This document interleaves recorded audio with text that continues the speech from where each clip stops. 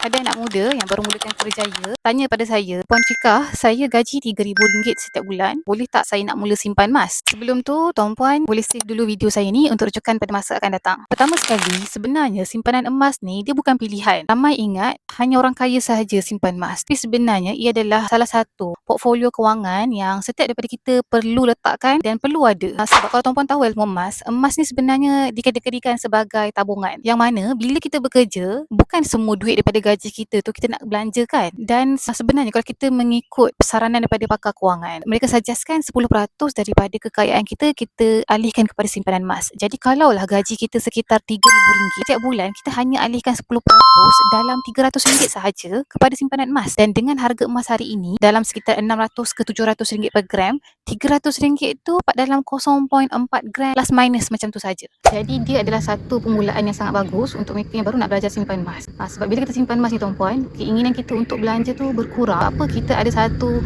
target, kita nak tambah simpanan kita dengan lebih banyak. Beza Tuan Puan, simpan emas ni kita lagi rasa nak tambah simpanan kita, dia akan automatik akan bertambah simpanan. Kalau dulu susah nak simpan RM1,000 pun, duit kita susah nak alihkan kepada simpanan, tapi dengan emas ianya tak mustahil. Memang naluri kita dengan duit ni, makin kita tengok rasa makin nak belanja. Kita rasa mampu nak miliki sesuatu. Tapi bila dengan emas, kita akan rasa sayang nak pakai, kita akan rasa sayang nak jual. Jadi itu yang menyebabkan simpanan emas makin bertambah. Tak ada magic lah simpan 10 gram tiba-tiba jadi 100 gram kalau kita sendiri yang tak tambah. Jadi bagi tuan-puan yang tonton video saya ni nak mulakan simpanan emas, boleh isi form sign up di bio atau refer pin post di profil saya. Kemudian saya akan hubungi tuan-puan untuk bimbingan selanjutnya.